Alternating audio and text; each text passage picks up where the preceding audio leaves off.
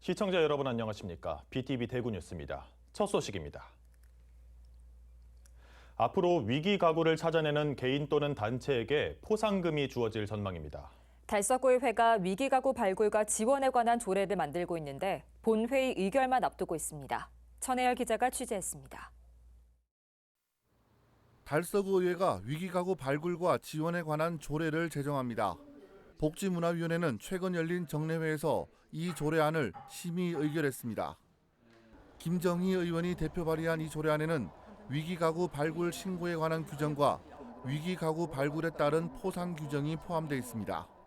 누구나 위기 가구를 발견한 때에는 신고할 수 있고 신고된 가구가 국민기초생활보장법에 따른 수급자 또는 차상위 계층 한부모 가족 지원법에 따른 한부모 가족으로 선정되는 경우 구청장은 대구광역시 달서구 포상조례에 따라 신고자를 포상할 수 있게 했습니다.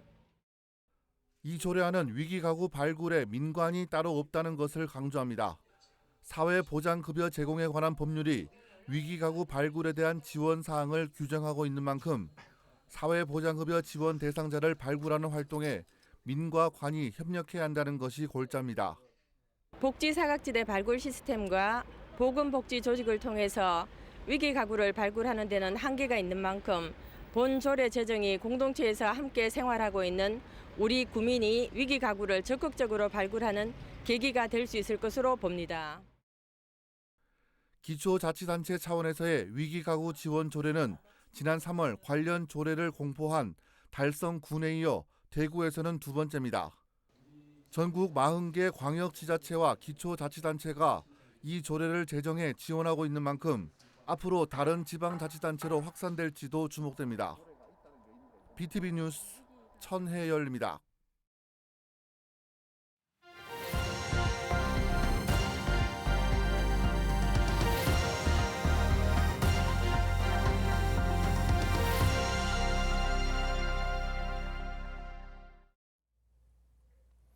지역 소멸 위기를 극복하기 위해 다양한 시각에서 실태를 점검하고 대안을 찾아보는 케이블 TV 공동기획 시간입니다.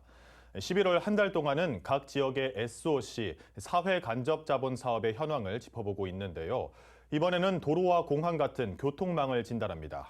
먼저 가볼 지역은 전북 전주입니다. 전주는 주변 시군의 중심지 기능을 하는 도청 소재지인데요. 인구는 적지만 교통량은 광역시와 비슷해 주민 불편이 이만저만이 아닙니다. 지역 정치권에서 제도 개선에 시동을 걸었지만 좀처럼 속도가 나지 않고 있습니다. 김다라 기자가 취재했습니다. 전라북도 전주시와 완주군을 잇는 편도 2차로 도로입니다. 전주 대규모 주거단지인 에코시티를 거쳐 주변 지역으로 출근하는 차량이 이어집니다. 출퇴근 직장인들 좀 문제가 되지 않냐. 저녁은 5시부터 차가 슬슬 밀려와요. 경찰서나 군청에서 이 도로 여건 사항을 보고 개선을 좀 했으면 싶은 생각이 드네요. 전주권 교통망은 인접한 완주군과 익산시, 김제시, 또 통행량이 많은 군산시와 정읍시를 포함합니다. 일일 교통량은 26만 대로 광역시인 광주권 30만 대와 비슷한 수준입니다. 특히 전주권은 대체 교통수단이 부족해 승용차를 이용하는 비율이 광역시권보다 높습니다. 도로교통 혼잡으로 인해서 발생하는 사회적 비용이 연간 1.94조 원, 울산이나 광주권 1.8조 원 규모로 대도시권을 웃도는 걸로 분석되고 있습니다. 이 대강법이 개정되면 전주시를 중심으로 교통 문제 해결을 대도시권 광역교통특별법은 광역교통망을 구축하는 데 국비를 지원하는 법입니다. 도로와 간선 급행버스에 국고보조 50%, 철도에는 70%가 지원됩니다. 전주는 교통량이 광역권과 비슷한데도 광역시가 아니라는 이유로 이런 지원을 받지 못합니다. 지방 소멸 막고 국토 균형 발전을 제대로 하려면 국가 재정 투자의 중점을 수도권에서 비수도권으로 돌려야 합니다. 소도시들의 연결과 연대, 연합이 더 현실적인 해법입니다. 특히 내년 특별자치도 출범을 앞둔 전북은 교통 인프라를 확충해야 합니다. 대광법에 전주를 포함하는 개정안이 국회에 올라 있지만 통과까지 갈 길이 먼 상황. 국토교통부의 연구 용역 결과 전주권에도 광역시 같은 교통망 구축이 필요했습니다. 그러나 국토부와 기획재정부는 법 개정에 난색을 표하고 있습니다. 광역권 지원이라는 현행법 취지에 어긋나고 재정 부담이 크다는 이유입니다.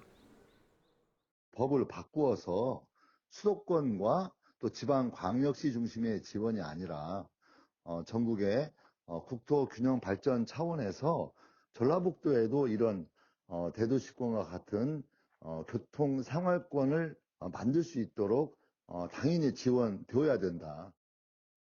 국토균형 발전은 헌법에 명시돼 있을 만큼 우리나라의 중요한 가치이자 과제입니다.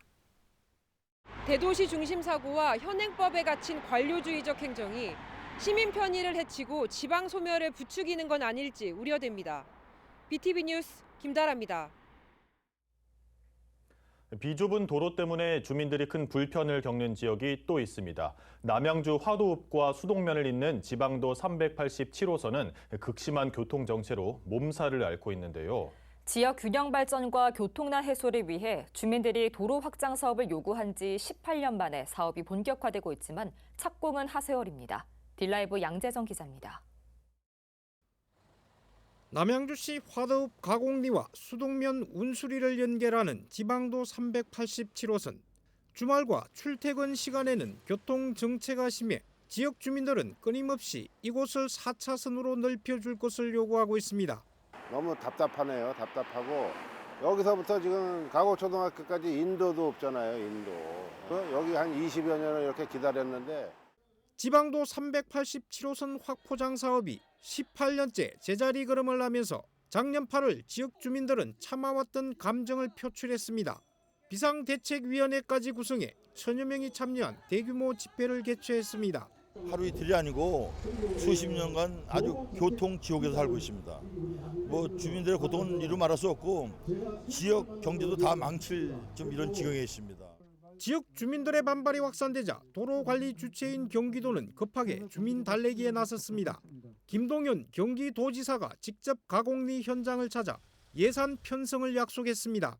초대 보상비와 이 공사비가 같이 들어갈 겁니다. 한 항으로 같이 들어갈 테니까 일부 나머지 부분 보상하면서 70% 이상 보상 끝나는 지역부터 착공할 수 있도록 그리고 반드시 6월 안에 시작할 수 있도록 하겠습니다. 지역 주민들이 요구하는 지방도 387호선 확장 구간은 화도읍 가곡리와 수동면 운수리를 잇는 4.52km입니다. 총 사업비는 1,687억 원으로 보상비만 1,100억 원 규모입니다. 우여곡절 끝에 18년 만에 도로 확포장 사업이 결정됐지만 착공은 아직도 하세월입니다. 경기도가 약속했던 올 상반기에 첫 삽을 뜨지 못하면서 또 지역 주민들의 반발을 샀습니다. 경기도가 완공 시점이 앞으로 6년이나 소요된다고 밝히면서 지역 주민들의 불만은 극에 달했습니다. 왜 77개월이 걸리는지 돈이 없어서 안 된다고 그런다든지 이렇게 이야기를 해주셔야지. 그렇지 않습니까? 8km 가는데 40분 50분 걸려요. 하루에 아까 26,000대라고 나왔는데 그 기름값만 따져도 공사 도로 하고도 남아요. 그 도로가. 인구 100만 시대를 바라보는 도농복합 남양주시. 신도시 위주로 개발이 진행되면서 읍면 지역 도로와 각종 인프라 구축 사업은 상대적으로 순위가 밀리고 있는 게 현실입니다. 이미 확정된 도로 사업이지만 예산과 행정 절차 때문에 착공이 또 연기되면서 지역 차별이라는 불만의 목소리가 쏟아져 나오고 있습니다. 딜라이브 뉴스 양재정입니다. 전국에서 유일하게 공항이 없고 수도권과 이어지는 도로 사정이 좋지 않은 곳이 있습니다. 바로 충남인데요. 올 연말이 교통 소외 해소를 위한 고비가 될 걸로 보입니다. LG 헬로비전 한범호 기자입니다. 지난 5월 예비 타당성 조사 탈락의 쓴맛을 본 서산공항 건설 사업. 충격이 가시기도 전 충남도는 사업 재추진에 나섰습니다. 가장 관심은 건설 비용입니다. 예타 면제를 위해 사업비를 500억 원 아래로 낮추는 전략을 세웠기 때문입니다. 원희룡 국토교통부 장관이 계속 추진하겠다는 의사를 공개적으로 내비치고 내년 정부 예산안에 설계비 10억 원까지 반영되면서 서산공항은 다시 동력을 얻고 있는 상황. 이런 가운데 최근 사실상 마무리된 국토부 재기획 용역에서 사업비가 예타 면제 수준으로 조정된 거로 전해집니다. 모든 걸림돌은 다 제거가 된 겁니다. 그래서 앞으로 공항을 건설하는 데는 어떤 걸림돌도 없고 내년도부터 설계에 들어가면 곧바로 공사가 진행된다 이렇게 보시면 됩니다. 예타를 거치지 않을 경우 남은 산은 정부 예산 확보, 충남도는 항공 수요 확보 대책 등을 제시하며 지역 정치권과 함께 총력전을 펼치겠다는 각오입니다. 우선 내년도 기본 및 설계를 위해 정부 예산으로 반영된 10억 원이 국회에서 심의 확정될 수 있도록 대응을 하고 국토부와 지속적인 소통과 협력을 통해서 당초 계획대로 2028년 서산공항이 개항될 수 있도록 노력하겠습니다. 하늘길과 함께 충남의 또 다른 수건 사업은 제2서해대교 건설. 현재 나오나는 두 가지로 국도 77호선 해저터널 연결과 당진광명 민자고속도로 건설입니다. 이 중 건설 시기가 빠른 고속도로가 중점 추진돼 현재 한국개발연구원이 적격성 조사를 진행하고 있습니다. 결과는 올 연말쯤 나올 걸로 보이는데 지역사회는 예타 면제와 국비사업 추진 등 조속한 건설을 위한 모든 방안을 정부에 요청하고 있습니다. 제2서해대교가 건설되면 충남 서북부 산업단지, 물류비 절감 및 신규 산업단지 유치 등 충남뿐만 아니라 전북, 전남 등 서해권의 새로운 발전의 계기가 마련되어 국토의 균형 발전에 크게 기여할 것으로 생각합니다. 대통령 공약인 서산공항과 제2서해대교 건설, 마판 고비를 넘겨 충남 교통소외 해소의 마중물이 될 수 있을지 주목됩니다. 헬로티비 뉴스 한보우입니다. 전국 SOC 사업을 점검하는 케이블 TV 공동기획, 오늘 마지막 순서는 울릉도입니다. 동해의 유일한 섬이자 전국에서 인구가 가장 적은 기초단체이기도 한 울릉군은 오는 2026년 공항시대를 엽니다. 울릉 공항 개항에 따른 경제 효과만 현재 1조 원이 넘을 전망인데요. 개항에 앞서 기반시설 확충 등이 제대로 이뤄진다면 울릉은 한층 더 도약할 것으로 기대됩니다. HCN 공희철 기자입니다. 울릉군 사동리에 건설 중인 울릉공항이 2026년 상반기 개항을 목표로 순항 중입니다. 공항이 개항하면 현재 7시간 이상 소요되는 서울과 울릉의 거리가 1시간으로 단축됩니다. 연간 440억 원 가량의 교통비용 절감 효과를 기대할 수 있습니다. 공항 시대에 맞춰 울릉군도 낙후 지역 균형 개발과 기업 투자에 나설 방침입니다. 1시간 내에 도착 가능한 수도권 지역에 버금가는 효과를 누리는 지역이 될 것입니다. 그리고 육지와의 접근성이 좋아짐에 따라서 외국인 관광객 유치 가능성도 기대할 수 있고 세계적인 관광지로서 핵심적인 역할을 수행할 것으로 기대됩니다. 바닷길에 이어 하늘길까지 더해지면 울릉을 찾는 관광객 수요는 더욱 늘어납니다. 울릉 관광객 100만 시대의 기반을 다지기 위해선 지속 가능한 관광산업 개발이 핵심 요소로 떠오릅니다. 지금 앞으로 울릉도가 필요한 부분은 지금 현재 당장 숙박시설이라든가 이런 인프라들도 갖춰져야 될 것이고 특히 이제 젊은 사람들이 많이 찾아올 수 있는 그런 젊은 문화 또 야간 문화라든가 이런 어떤 부분들도 이제 필요할 것 같고 늘어나는 관광객 수요에 맞게 의료 서비스 개선도 필수적입니다. 울릉군 의료시설은 단 한 곳뿐인데 정형외과 등 일부 진료 분야는 현지인보다 관광객 등 외지인 비율이 높은 걸 감안해야 합니다. 관광객 수요가 증가되면은 국가 차원이나 경상북도 차원에서 울릉군만 바라보는 게 아니고 도 차원에서 여러 가지 각종 지원이 필요할 거로 저는 생각합니다. 과거 고립된 섬이라는 오명과 현재 고령화와 인구 감소의 문제에 직면한 울릉군. 울릉공항 개항에 따른 경제 효과만 1조 3천억 원에 달할 걸로 예상되는 가운데 울릉군이 새로운 도약을 위한 시작점에 서 있습니다. 늘어가는 관광객 수요에 맞춰 지역 기반 인프라의 보완과 확충이 뒤따른다면 울릉군 지역 경제에 새로운 활력을 불어넣을 걸로 기대됩니다. HCN 뉴스 공희철입니다. 다음 소식입니다. 최근 고령군의 수돗물에서 녹조 독성 물질인 마이크로시스틴이 기준치의 2배 가까이 검출됐다는 주장이 나왔습니다. 고령군과 한국수자원공사 측은 정기적으로 수돗물을 검사해왔으며 2019년 이후 먹는 물 수질 기준을 초과한 적이 없다고 반박합니다. HCN 전복은 기자입니다. 대구 환경운동연합에서 지난 16일 발표한 고령군 수돗물 검사 결과입니다. 올해 9월 중화저수지에서 정수한 수돗물을 조사한 결과 독성물질 마이크로시스틴이 1.9ppb가 나왔습니다. 세계보건기구 허용치보다 1.9배 많고 미국 캘리포니아주 임시 기준치의 60배가 넘는 수치입니다. 다만 한 달이 지나 다시 검사했을 땐 독성물질은 검출되지 않았습니다.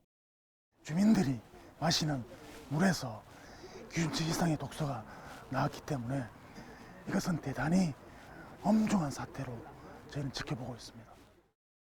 국제암연구소가 잠재적 발암물질로 지정한 마이크로시스틴이 수돗물에서 나오자 정수 처리에 대한 불신도 커지고 있습니다.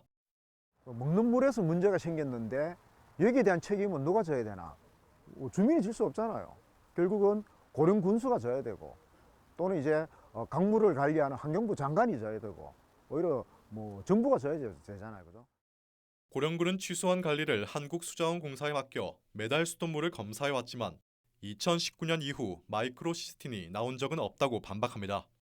몇 년째 계속 검사를 하고 있는 부분이라서 단 한 번도 나온 적이 없어요. 불검출로 나왔기 때문에. 네, 저희가 나왔으면 저희가 어떻게든 조치를 취했겠죠. 근데 나온 적이 없는데 그게 나왔다고 그러니 저희도 좀 상황이 좀 그렇습니다. 예.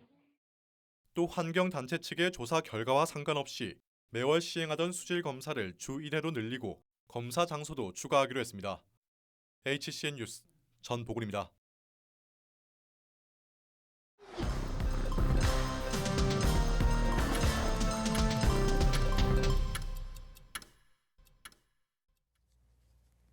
달성군 새마을회가 김장 나눔 행사를 열었습니다. 새마을회 회원들은 직접 기른 배추 8,000포기에 갖은 양념으로 만든 김치소를 버무려 김장김치를 담갔습니다. 이 김치는 5kg 상자 3,200개에 담겨 어려운 이웃에게 전달됐습니다. 이번 김장김치 나눔 행사에는 새마을회 회원 200여 명이 참가했는데 최재훈 달성군수도 김치를 만드는 데 힘을 보탰습니다. 우리 새마을 회원들께서 그런 사랑을 전달해서 우리 따뜻한 달성 공동체를 만들고자 뜻깊은 자리를 만들어 놨습니다만 아무쪼록 그분들께 이런 사랑이 듬뿍 전해져서 따뜻한 겨울이 되었으면 좋겠습니다. 네, 저도 열심히 김장하겠습니다. 오늘. 국악 트로트 신동으로 유명한 가수 김다현이 남구 홍보대사로 위촉됐습니다. 남구청은 남구의 브랜드 가치와 이미지를 제고하고 문화관광 활성화를 위해 22일 트로트 가수 김다현을 홍보대사로 위촉했다고 밝혔습니다. 내년도 서울예술고에 입학할 예정인 김다현은 청학동 김봉곤 훈장의 딸로 전국 국악경연대회 입상에 이어 최근에는 트로트 경연 프로그램에서 준우승을 차지하면서 국악 트로트 신동으로 유명세를 타고 있습니다. 달서구가 폐기물을 무단으로 투기하는 행위를 자동으로 추적하는 시스템을 도입합니다. 이 시스템은 지능형 엣지 CCTV를 활용해 쓰레기 무단 투기 행위를 실시간으로 감지할 수 있습니다. 무단 투기 행위를 CCTV 상황실로 알려줄 뿐 아니라 다중 카메라를 기반으로 인물의 동선을 분석해 이동 경로를 가시화하는 기능도 탑재돼 있습니다. 달서구는 우선 신당동 원룸 밀집 지역에 엣지 CCTV 30대를 설치해 시범 운영하고 있습니다. 대구 서부교육지원청이 초등학교가 운영 중인 학생 주도 수업 운영 사례를 공유하는 워크숍을 열었습니다. 이 자리에서 관음초등학교는 다정다감 학생 주도 수업 우리 학교 이야기를, 달산초등학교는 미래 역량 신장을 위한 학생 주도 수업 실천 사례를 발표했습니다. 워크숍에 참가한 서구와 북구 지역 56개 초등학교 교감과 교사 등 180명은 우수 사례를 나누고 분인별 토의를 진행하기도 했습니다. 이번 워크숍에서는 초등 같은 학년 수업연구 발표회 입상팀의 사례 발표도 함께 진행됐습니다. 오늘 이 시각 전국 핫 이슈를 살펴보는 오늘 전국 시간입니다. 인천 소식입니다. 반려동물의 배변 처리를 돕는 자판기가 전국 최초로 인천에 설치됐습니다. 인천시는 시범 운영 기간 동안 시민들의 불편 사항을 최종 보완해 내년에 총 13대까지 설치를 확대할 계획입니다. 경기 소식입니다. 경기도 내 학교 급식실 중 37곳이 지하나 반지하에 있는 것으로 나타났습니다. 이 중 19곳은 급기시설도 없었는데요. 위생적으로나 급식실 종사자들의 건강을 위해 지상화가 시급하다는 지적이 나옵니다.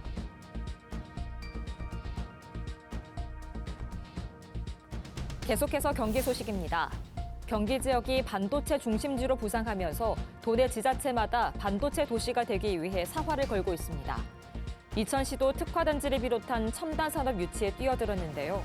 경쟁력을 보다 높이기 위해 대규모 조직 개편을 하고 전략 채비에 들어갔습니다.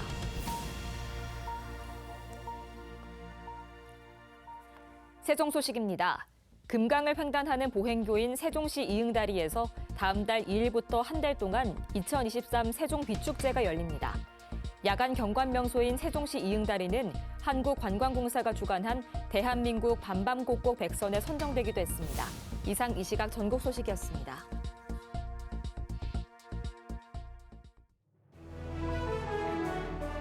이어서 대구 소식입니다. 달성군 화원읍 천내 18리 경로당 개소식이 지난 20일에 열렸습니다. 연면적 100제곱미터 규모로 그동안 이 지역 노인들의 여가시설로 활용되다가 이번에 정식 경로당으로 개소했습니다.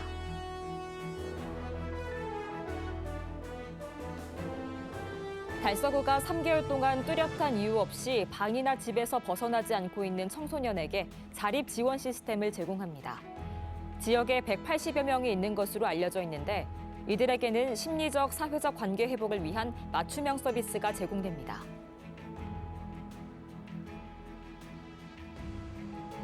제1여자상업고등학교가 대구 인재육성 장학재단에 장학금 214만 8,500원을 기탁했습니다.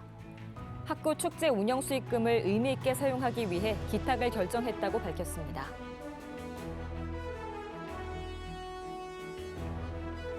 대구 남부 아동보호전문기관이 지역 어린이들을 대상으로 경제금융교육을 진행했습니다. 경제 트렌드와 경제에 대한 올바른 인식, 효율적인 소비 습관에 대한 교육이 이뤄졌습니다.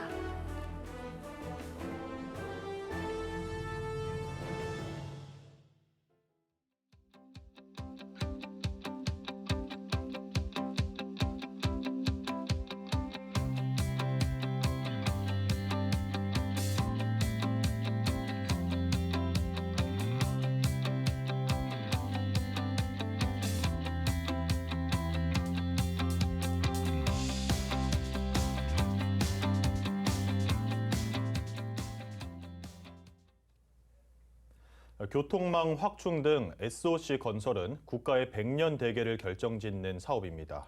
경제성과 국토 균형 발전이라는 시대 가치, 이 두 마리 토끼를 모두 잡을 수 있는 정책적 고민을 바라보겠습니다. 이상으로 뉴스를 마칩니다. 시청해주신 여러분 감사합니다.